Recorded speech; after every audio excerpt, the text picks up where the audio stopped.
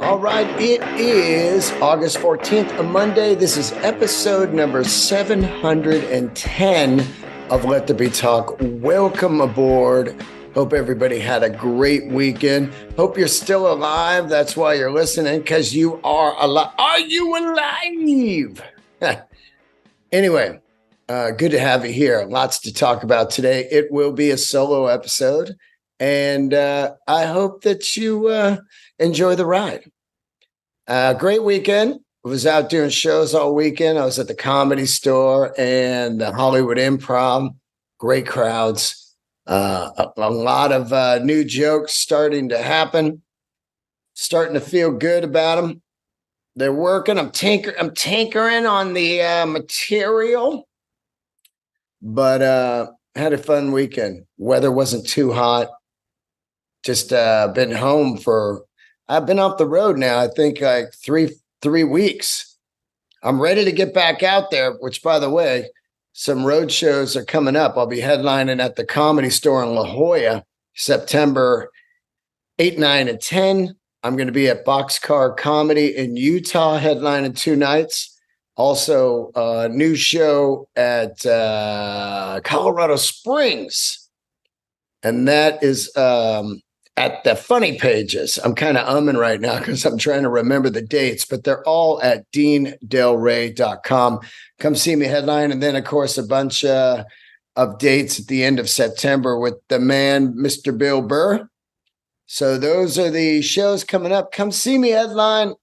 I enjoy doing an hour and stretching it out. And it's nothing better than some butts in the seats.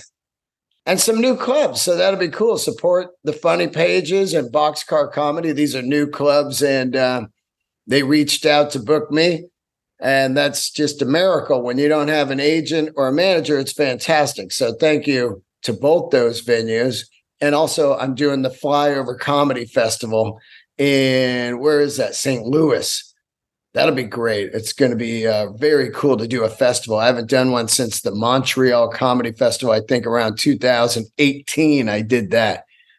So looking forward to a lot of good shows. And also the merch is up, deandelray.com, and bonus episodes on the Patreon, patreon.com/deandelray. All right. Lots to talk about. Let's get into the show. A huge thing happened over the weekend. It was the 50th anniversary of hip hop. Now that is a massive number, 50. And it's wild to think about hip hop is 50. And a lot of people go, well, how do they date when it started? You know, when do you date when rock and roll started? It's an interesting thing, but I did read on it, and it's cool to read how the date that they consider something so organic as hip hop, how it happened. Of course, it happened in New York. That is really the ground zero of hip hop, if you ask me. Of course, later California kicking ass with Dre and NWA and Snoop Dogg and all that, and Oakland having some of the great rappers. We'll get all into that in a minute. But really, to think about hip hop being 50, because when I was young, I was around when hip hop started to happen, at least what I thought. I remember around 1978 or so, I was going to a camp up north called Camp Mendocino. It was a boys club camp, and it was ran by the Oakland Boys Club. And you ride a long bus trip up to Mendocino, and you'd go to this camp. And the first time I went, I was like, this is going to be awful. I'm away from my friends. And after 2 days, I was like, I could stay the rest of my life here. It was unbelievable. I went multiple summers. I ended up working there. You could work so you could go for free. I worked in the cafeteria, did shit like that. And it really was a life changer for me. And I'm just I'm just so thankful that I went to this camp because it was just incredible. They had fucking guns there. They had rifles. You could shoot rifles. There's no way you go to a camp now and they have guns unless you're in the South or something. But it was, target shooting. They had horseback riding. They had arts and crafts. They had, swimming, and, slept in these kind of wood cabins. And then they, at night, they had kind of a stage, outdoor stage, and they put on talent shows. And that's really kind of, I've told this story before, but where I found out about craft work, I learned about, the robot, later to be called pop locking, or I sound so white right now, pop locking. These friends of mine were pop locking, but this is pre Michael Jackson moon dance and stuff. I'm talking 70s. I'm talking lots of R&B out, incredible R&B, Earth, Wind and Fire, Curtis Mayfield, all of that stuff.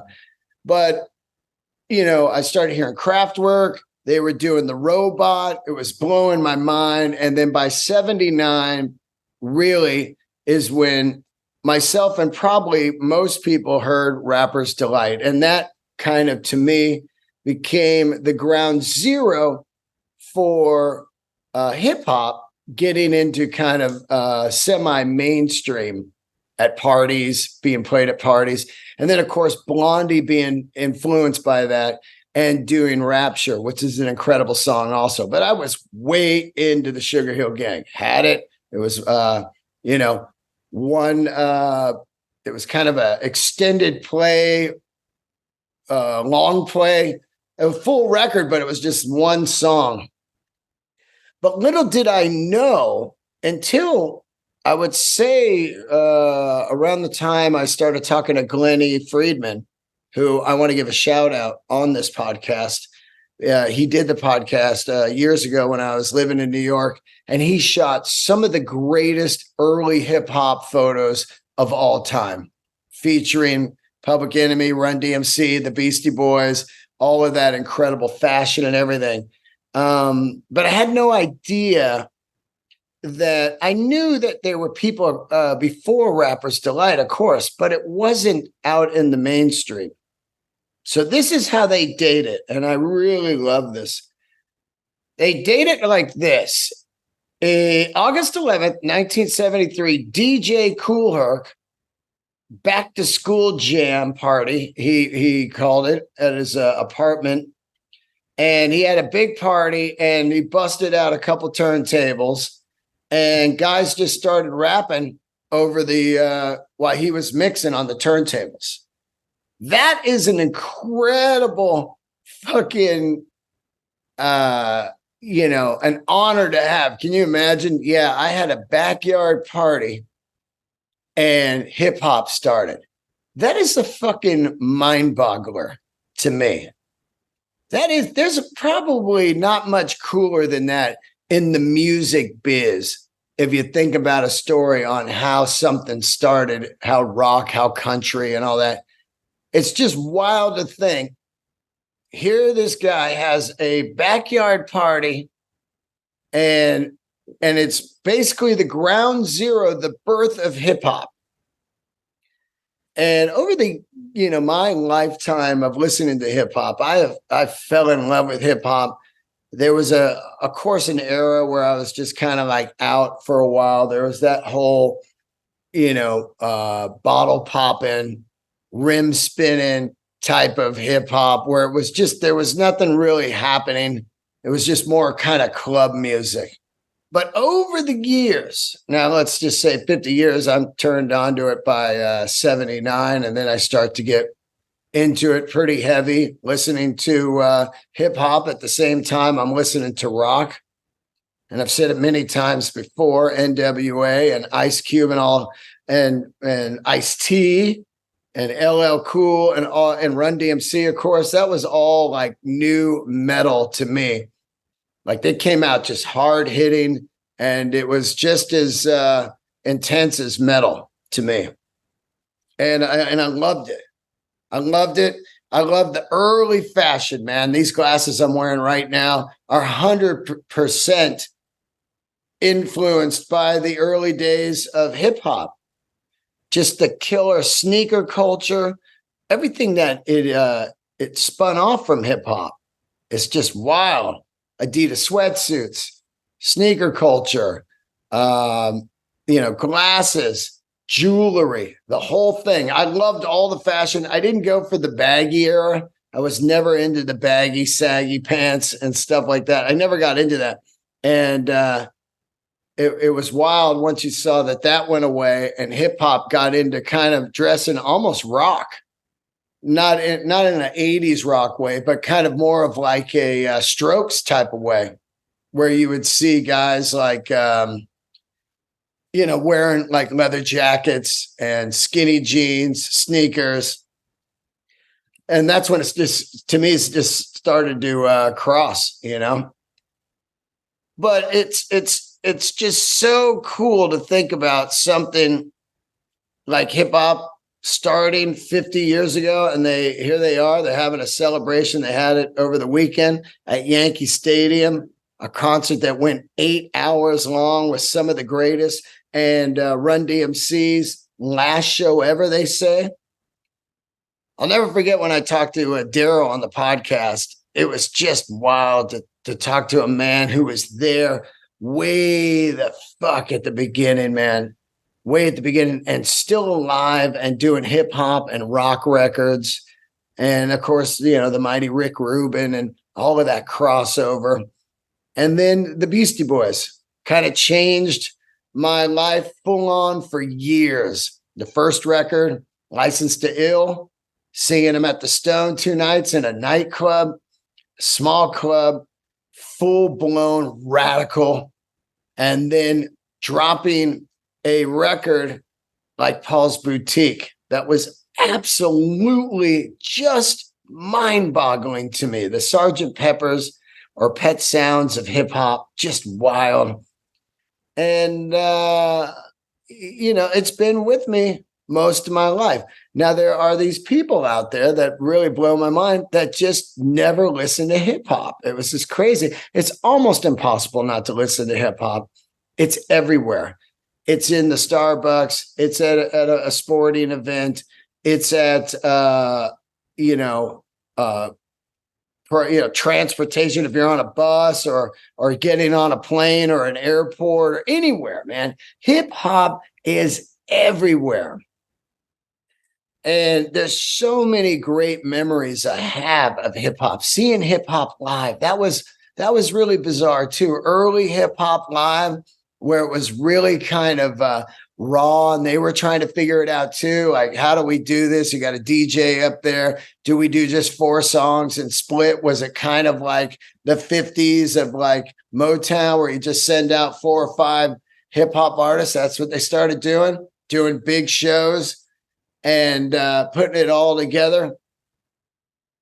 It's insane to me how much I was sitting down here today thinking about how difficult this episode would be to do because of all of the incredible hip hop that I've listened to over my life and concerts that I've seen. Public Enemy on the Fear of the Black Planet tour, Ice Cube multiple times, Eminem. Who else have I seen? I've seen everybody, Dr. Dre. I met Dr. Dre at the Comedy Store. Wild. Anyway, it was an awesome celebration to see at Yankee Stadium, right there, out there in New York, where it started. An 8-hour concert with all kinds of heavyweights there. And I sat down and tried to put together my top 10 hip hop records. And it is impossible to do. I kept changing it and stuff. And, it's like when people say, what's your favorite rock record? That's impossible. What's your favorite top 10 hip hop? And then you got to go like, what era? Are we talking 2000s? Are we talking now? Are we talking the very beginning? Are we going into the 90s? What is it? Nerd? Remember that? NERD? Is it LL Cool J, Mama Said Knock You Out era? Is it right now? Is it the last few years of the hip hop that's going on? Anyway, so I try to put it together, and let's see here. This is what I kind of put together. Also, just think about Beck, how great, Beck was so influenced by hip hop, and we got all this great Beck music, not Jeff Beck, but Beck, 2 turntables and a microphone. But that lo-fi hip hop folk he was doing, it's just unreal how much hip hop is in our culture. It's just awesome, man. And there's people, like I said, I don't like it. I don't want it in the Rock and Roll Hall of Fame. This is bullshit. That's not rock and roll. Just come on, man. Don't sound like a tumbleweed, All right, I tried to put it together. I had Cypress Hill on the podcast, by the way. Also, I've interviewed some amazing hip hop legends, and it's just been insane. Cypress Hill, had him on, interviewed him on Sunset Strip at Fred Siegel live in front of an audience, and they were just dynamite. So, of course, Sugar Hill Gang, I have to just put them in there automatically because they're the ones that kicked it off for me. So we got Sugar Hill Gang. I don't even put them in the top 10 because they're just, to me, it's just a no-brainer. They kick off with Rapper's Delight, and that does it all. Number 10 for me. Now, look, there's a bunch of great records from all these artists, and it's almost impossible. And sometimes you don't want to just pick the obvious because it's like, yeah, of course, Jay-Z, the Black Album. Okay, yeah, obviously, stuff like that. Cypress Hill, number 10, Black Sunday. Absolute smasher record. Cypress Hill has got one of the most unique sounds. The voices on there, they were LA. It was incredible. They just had that, it was just insane how cool they sounded, man. I love that the 2 songs, So You Want to Be a Rock Superstar or You Want to Be a Hip Hop Star. Dean Carr did the videos, and that was just a great song. But they had so many. Insane in the Membrane. How could you just kill a man? Just all kinds of great shit. And later, creating that band with the Rage Against the Machine guys. Without hip hop, there is no Rage Against the Machine. One of my favorite bands of all fucking time. Number 9, one of the greatest party records ever made, The Chronic, Dr. Dre. Unreal. I still will never forget when that record came out. NWA blows apart. Dre splits off. Ice Cube splits off. Eazy-E splits off. They're all dropping killer records. But here comes Dre with one of the most sonically badass sounding records of all time. And he just becomes a full-blown mogul also. Beats Headphones, Jimmy Iovine, Interscope, his own label, everything, man. Surviving, getting out of that Suge Knight jam, and completely dominating hip-hop for years in the production and songwriting world.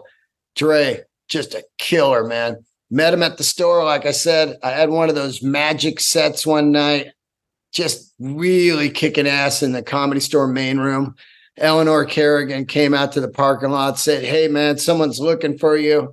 I said, "Who?" And here he comes, Dr. Dre, walking out to the parking lot. He goes, "Man, you were fantastic." We talked for about 20 minutes. I told him how he basically changed my life with NWA. And shook hands, hope to see him again. Haven't seen him since, but doesn't matter. That moment happened, and that moment wouldn't have happened if I didn't do stand-up, which is another amazing story.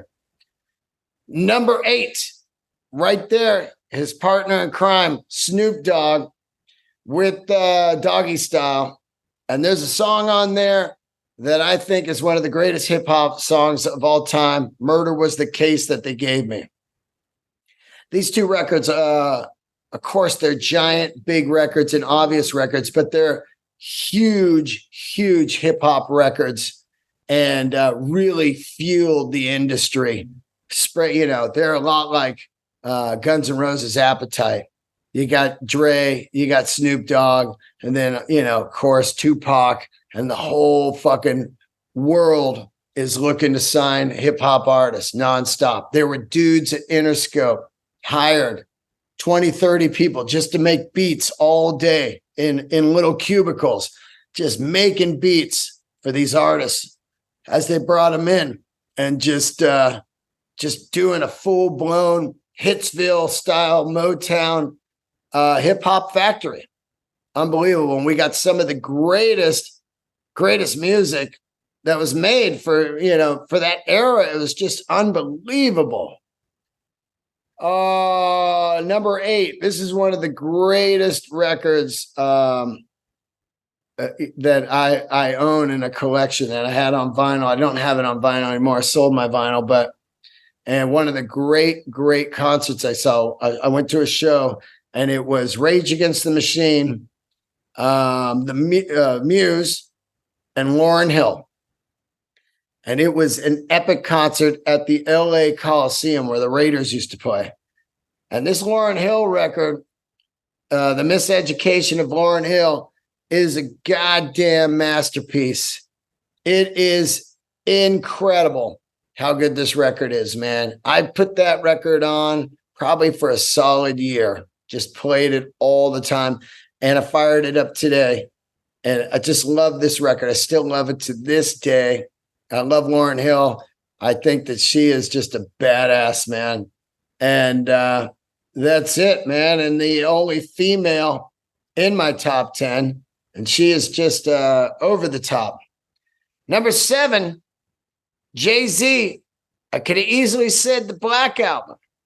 Everybody rocked that album. It's a huge hip hop record, but something happened that I think is incredible, and I've talked about it many times, where a band puts out a masterpiece later in their career. Say Metallica did it with the Black Album, which is the anniversary, by the way. Jay-Z putting out 444. Way late in his career. Jay-Z's a billionaire. What's he going to rap about? He's got tons of money. He's married to a fantastic superstar herself, Beyonce. He owns half of New York. What's he going to come up with? He comes out with this record, and it fucking kills. It kills that deep in his career. I absolutely love this record, especially the song OJ. It is just so unique and amazing, and his voice is just killer. I just love Jay-Z, always have, and he's a smoker, just a smoking, and he's pure hip hop, man. The guy is fucking pure hip hop. Next up, Ready to Die, number 6, Biggie. Whoa, man, what a fucking voice this guy had, right? Just unreal. How cool Biggie was. Gone. Him and Tupac, gone. Fucking awful. Awful, man. But I'll tell you what, that record, The Warning, is one of the best hip-hop songs ever. Who the fuck is this? I loved always saying, paging me at 5:46 in the morning. Oh, my God, which reminds me, when I was young, me, my buddy Steve Goodrich, and this other guy, Jim from Mr. Hyde, Jim Hyde, and Eddie Reuter, and Fletch, me, we put together this hip hop group called Suburbia Violence. We wore ski masks, we wore women's dresses, and we were heavily influenced by Bungle and Beasties, and we were just out having fucking fun. We were god awful. We were terrible. But we didn't care because we were having so much fucking fun. And we had the early sampler that took forever to load up. And we rapped over like Journey and different rock tunes. And it was god awful. We played about 3 gigs, but each one we played were just legendary in our minds. We just laughed, and people hated us, which made it even funner. Oh my God, we just had these ski masks on, and we while we were waiting for the sampler to load up, we'd be talking like, yeah, who out there wants to fuck around? You want to fuck with me? Come on. It's just fucking, there's video too. And I believe it's on YouTube. It is awful. And I love it. I absolutely love it. Anyway, Biggie, Ready to Die. Number 5 for me is from the 510. I first found out about this guy. I went and saw him live. I think it was at the Concrete or CMG, whatever, one of those CMJs or whatever, one of those music conferences. And then I ended up doing a panel on TV with this guy. His name is Paris. And I heard his debut record. It is unbelievable. The Devil Made Me Do It. It came out in 1990. Heavily influenced, you could say, from Public Enemy. And he has a low voice like Chuck D. And his songs are unreal. Unreal. Scarface Groove. This guy is a killer, still making records. And he actually did a record with Public Enemy, which I had no idea until somebody told me about 5 years ago. And he is awesome. He had a song called Bush Killer. On the second record, which kind of fucking flattened his career because I think the FBI or the CIA, somebody was like, hey, man, we got to shut this guy down. I'm not quite sure. I've been trying to get Paris on the podcast for a good 10 years. I reach out to him all the time. I just can't seem to get him on. I don't know why. It seems like it should be an easy guess, but I want to talk to him about his career because I followed him forever. They put out a record not too long ago, and it's pretty fucking good. The guy is a lifer in the hip hop world. Paris, The Devil Made Me Do It. Number 5. Number 4 is a goddamn masterpiece, The Eminem Show. And Eminem is just still blowing my fucking mind. Anytime I see him, I'm just like, this guy. It is unreal what he did and what he accomplished in the hip hop world is unreal, man. Giant. And that fucking film still rocks me. Anyway, the Eminem Show and that song Soldier, I must have played that 2 million times in my life. It is just straight up fucking badass. I love it. Number 3, Ice Cube Death Certificate. Masterpiece. Ice Cube being one of my favorite rappers of all time. 100% the best, man. For West Coast, no one touches Ice Cube in those early days. Still out there making records, still touring too. Fuck, he played this year up in Roner Park. My buddy went. Steve, he went. Unbelievable. He's out there touring still. I did a movie with him. That was fucking insane. I grew up worshiping NWA and Ice Cube. I saw Ice Cube many times. One of the best times was at the Warfield on the Predator tour. And I love this guy. And I end up doing a movie with him. It was mind spinner, man. First day on the set, there he is, throwing the football around, and he's all, hey, what's up? I go, hey. And we got these scenes together, man, and it just still blows my mind that there I was across the fucking camera from Cube for about 2 months shooting in Shreveport, Louisiana. It's called The Long Shots. It's a film that made me start fucking comedy. If I wouldn't have done that movie, I would have never done comedy. And that blows my fucking mind. That somebody that I looked up to so hard growing up, I end up doing a movie with him. And then during that movie, I meet 3 comedians. Garrett Morris from SNL, which I fucking loved growing up, Michael Collier, and Earthquake, who's a massive comedian right now. and has a great special that came out about a year ago, I believe, on Netflix. At Meet These Guys, I'm 42, 43. I'm 43 years old. And I started comedy at 44. So I'm 43. I meet him. We're shooting the film. It's like in November or something, September. We shoot for 2 months. I talked to Earthquake. He's like, you should try it.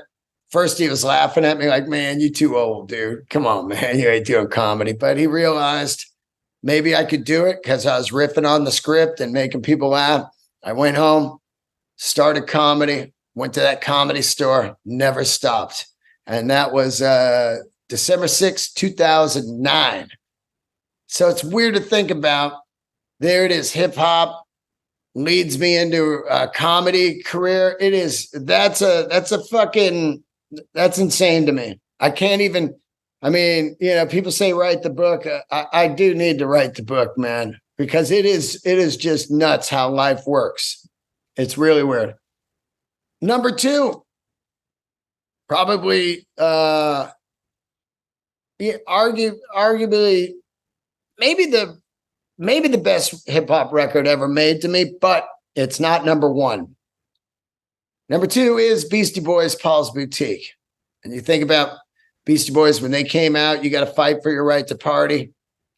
And I'm so into the whole record. And Brass Monkey, the whole record.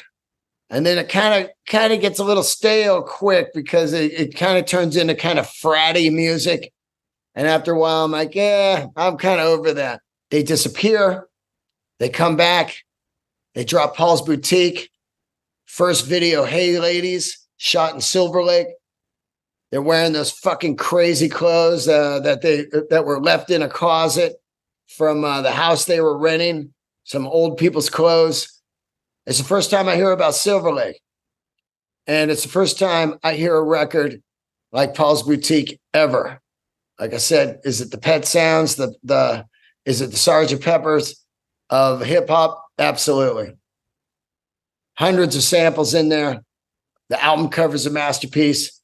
And from then on, I am so fucking fiercely into the Beastie Boys. It's not even funny. I've seen them so many times. Everything they did too. Tibetan Freedom Festival, you know, Ad Rock, MCA, Mike D, unreal. Masterpiece record. I can't imagine these records in my top 10 not being in my life. I cannot imagine hip hop not being around. It is, it's not something I talk about all the time because it's just fucking in me. If I'm hanging out with someone and they start talking hip hop, I could go there all day long, man, because I fucking love it. Number one has multiple loves for me. Fear of the Black Planet, Public Enemy. And I think, you know, some people say Nations. Yeah, of course, that's a fucking great, great record. But what happened with Spike Lee's Do the Right Thing and Public Enemy, Fight the Power, and the Fear of the Black Planet record, and that whole thing was game changer to me. I think that Do the Right Thing is one of the greatest films ever made. I absolutely love Spike Lee, another guy I would love to have on the podcast. Just never seemed to have been able to wrangle that guest. All of Spike Lee's movies in some way absolutely move me.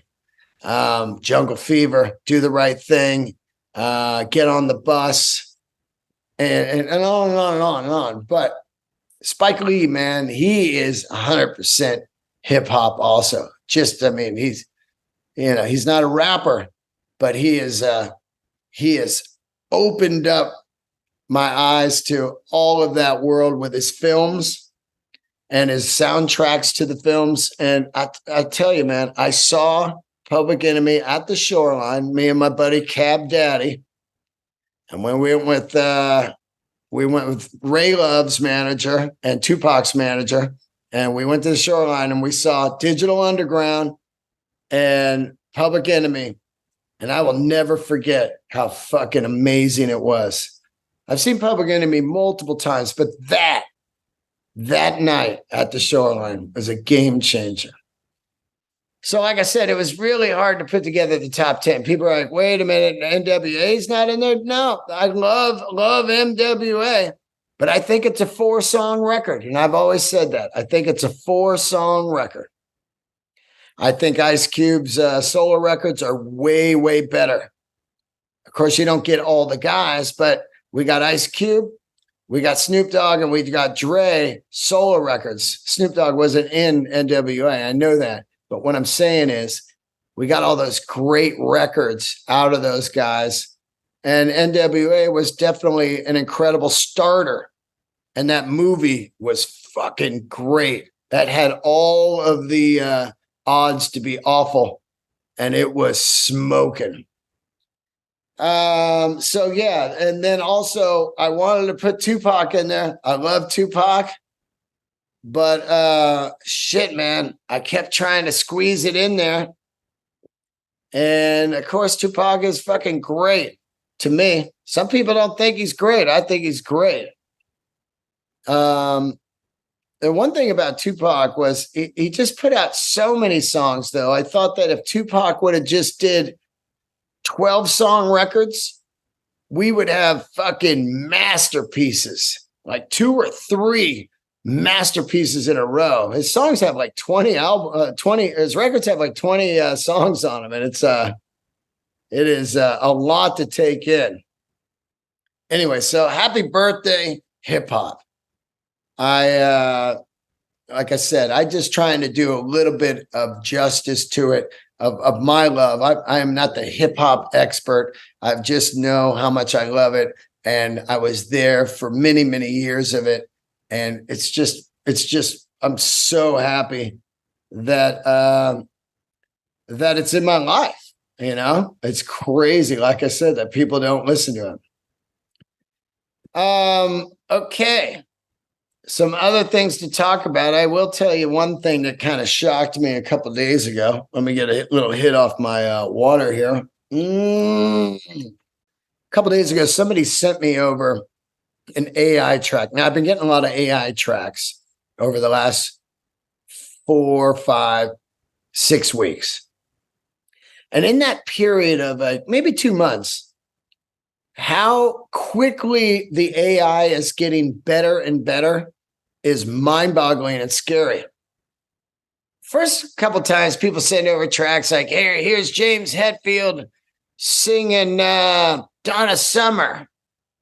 You know, and it'd be like, here's Hetfield singing Earth, Wind, and Fire.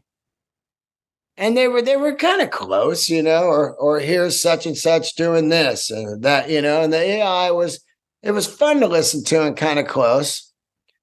But a few days ago, somebody sent me over, and I sent this over to Scotty and Billy Rowe and Burr.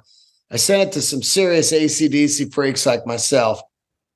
And somebody sent me a Bon Scott doing Shook Me All Night Long, AI. This is about 4 days ago. This one surfaced, and it's probably all over now. And I'll put it up on my, I think I put it up. Yeah, I put it up on my Instagram stories, but I'll put it up somewhere like Twitter. Is it Twitter or is it X? I mean, what are we calling it? It's going to be Twitter forever. And no matter how long he tries to make it X. Anyway, so they sent it over. I pop it on. I was listening to it with my buddy Greg, Rockline Greg. We're in the car. And it kicks on. And of course, it's the regular AC/DC track, which makes it fucking great right out of the gate.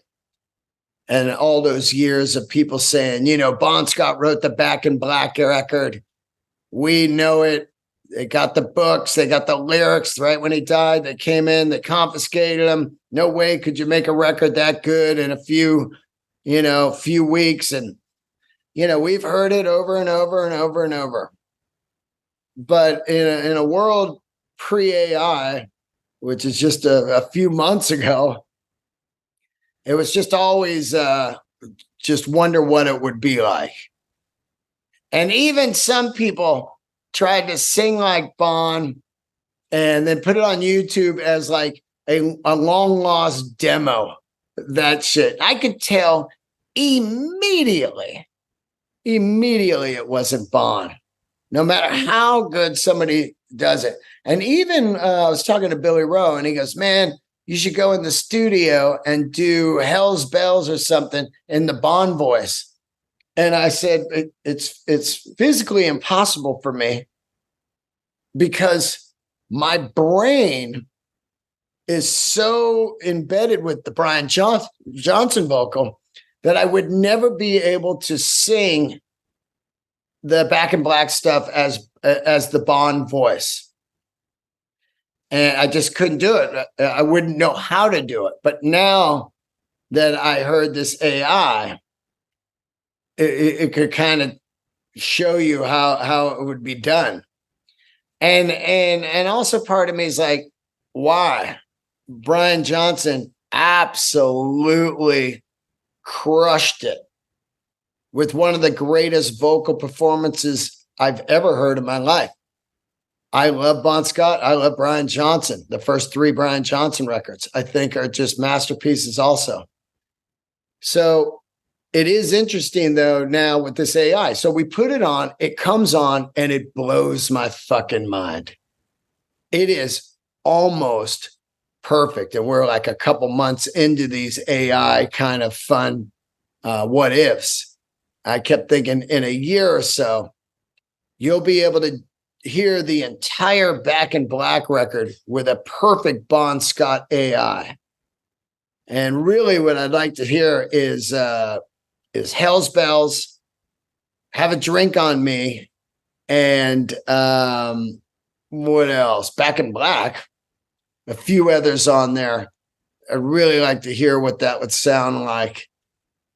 But part of me is like, fuck, does it kind of ruin it because of how great Brian Johnson's performance was? Listen, man, Back in Black is a masterpiece. It is one of the greatest records ever made.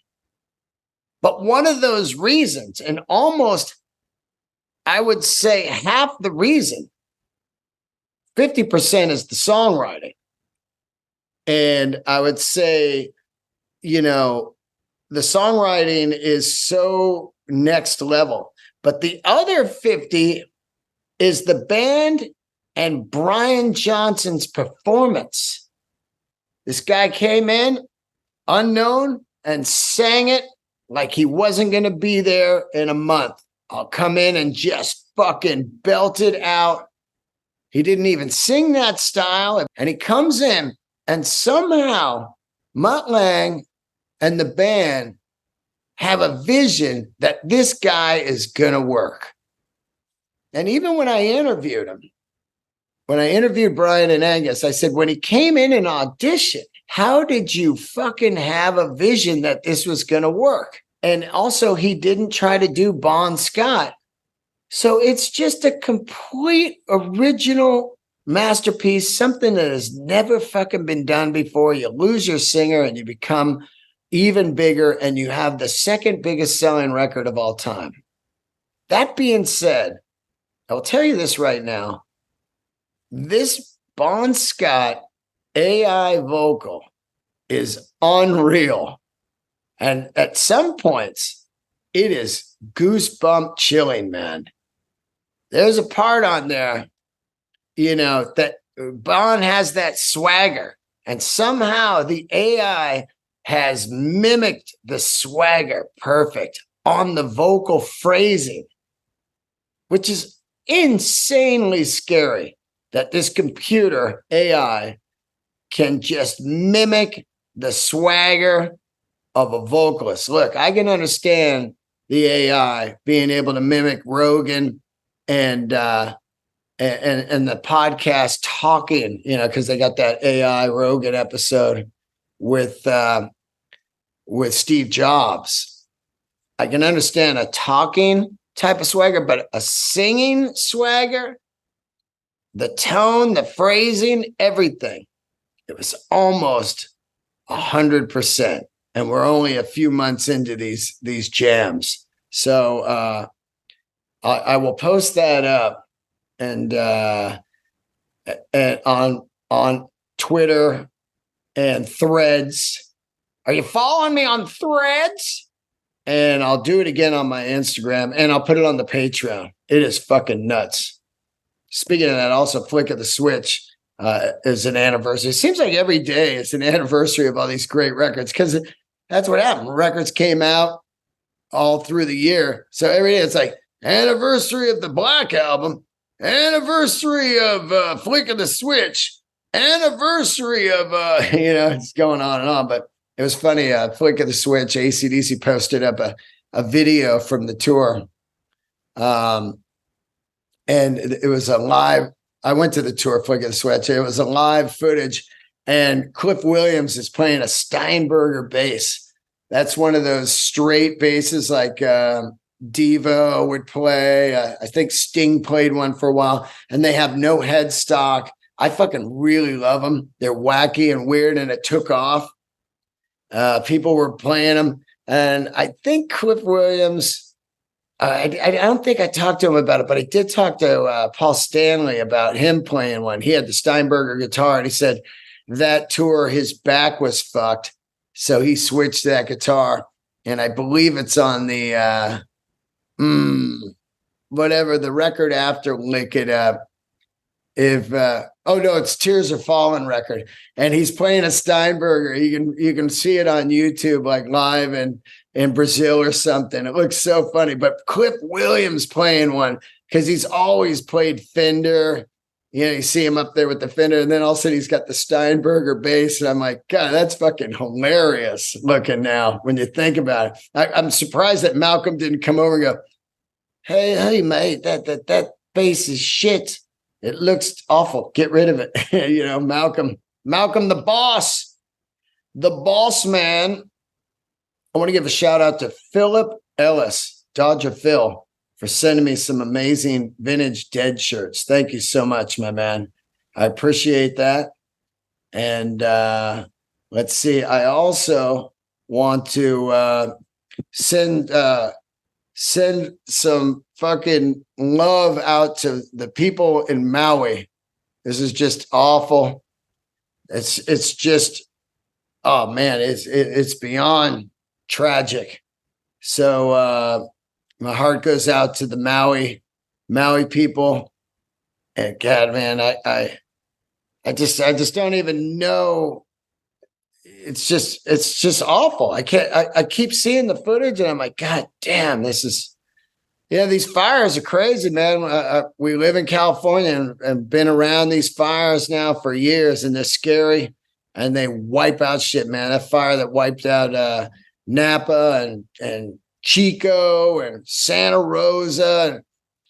It's just unfortunately going to be more and more of these insane fires with the planet, the global warming, the fake global warming, man. There ain't no global warming.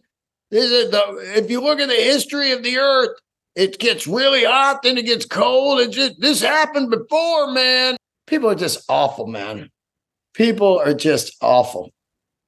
Anyway, my heart goes out to Maui, man. It is, and these fucking morons that are like, I hope I can still go. I got a vacation booked there next week. Can I still go? It's like, what are you, the devil? Just laying out at some fucking resort around the corner from fucking people that have lost their lives and shit. You're out of your fucking mind. That's like going camping after Hiroshima. I got a trip planned out to Hiroshima. They dropped a bomb there. The hotel's still good, right? Yeah, people just fucking, oh man. Oh, people, what are you doing, people? Why are you so awful?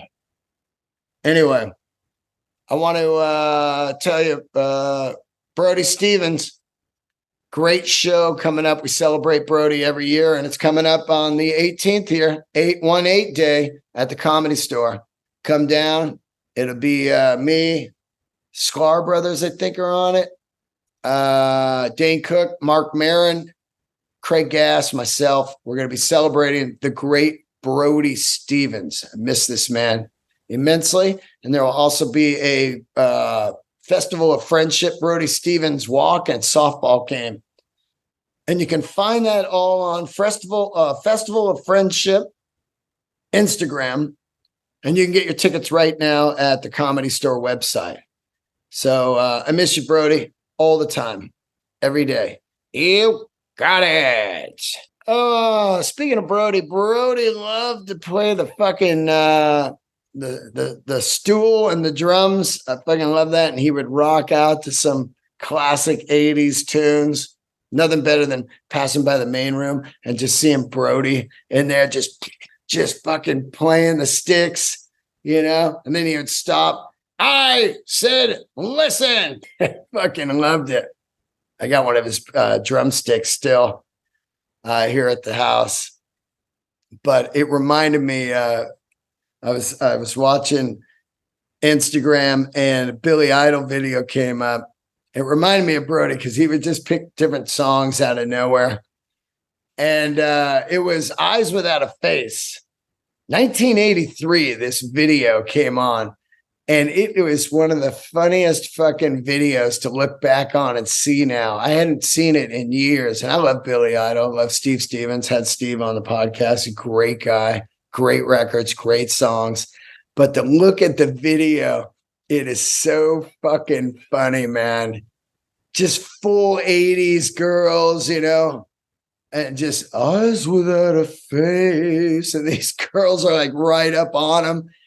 And man, it is so, I lived during that era.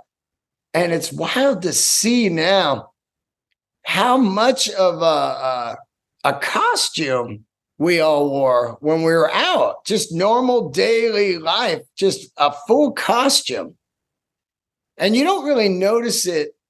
You didn't notice it then because everybody was just dressed 80s. But if you see somebody dressed 80s now, you're like, oh, is there like a fucking a party going on, like a theme or something? Because it's so crazy. I remember that my landlord, Heidi the landlord, if you've been listening to the show for years, she dated this dude just like 5 years ago or whatever, that just dressed like every day right now, like Axl Rose on the Welcome to the Jungle video.